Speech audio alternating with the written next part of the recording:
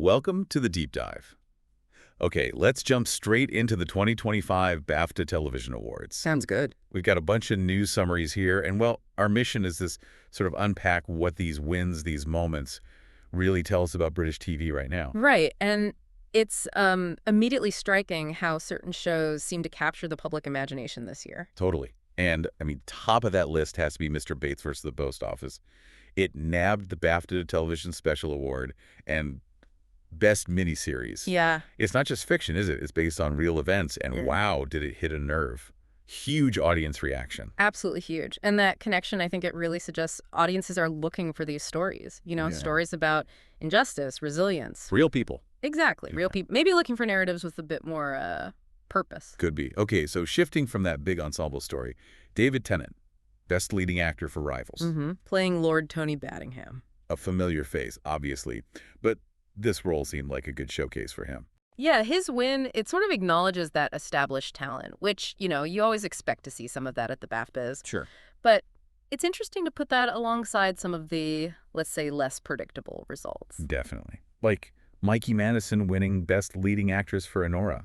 That felt like a bit of a surprise, didn't it? Oh, for sure. A big moment for her, career-wise. And apparently her acceptance speech was quite something. Very moving, I read. Yeah, that's what the report said. And, a win like Madison's, it injects a kind of energy, doesn't it? How so? Well, it maybe signals that the voters are appreciating fresh talent, performances that really cut through, maybe regardless of how big the name is beforehand. Interesting point. And then Baby Reindeer, Best Drama Series. Right.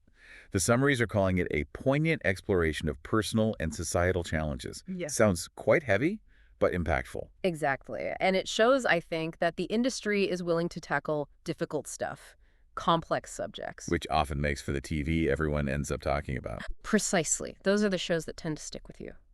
So going back to those moments. Yeah. Mikey Madison's win, her speech that definitely stands out. And of course, there's always the red carpet buzz. Claudia Winkleman, Tennant was there again, Ruth Jones. It adds to the whole atmosphere. It does. It's a celebration, isn't it, for the whole creative team, the industry. The red carpet's kind of the visual for that energy. And how many people actually saw this? Yeah. I mean, the reach seems pretty significant. Yeah, it was live on BBC One, iPlayer. So Yeah. Massive UK audience right there. Plus streaming. Plus streaming platforms, yeah. So international viewers could tune in too. That kind of multi-platform reach is just, essential now. Gets the show seen It globally. sort of amplifies the impact, definitely. So if we zoom out, look at the whole 2025 BAFTAs.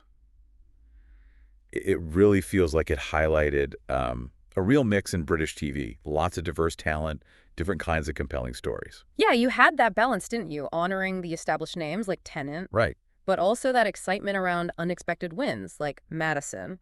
It sort of reaffirms, I think, that the industry is still committed to stories that, really resonate on a personal level, but maybe on a wider societal level, too. Yeah, absolutely. So, quick recap then. Mr. Bates was clearly a dominant force. Unquestionably. We had those key acting wins, Tennant established, Madison the breakthrough, and it just shows the broad reach British TV still has. Well put. Okay, so here's a final thought for you, the listener. We've seen the huge impact of true story dramas like Mr. Bates. What does that actually tell us about the kinds of stories that are cutting through, that are really capturing our collective imagination right now, something to mull over?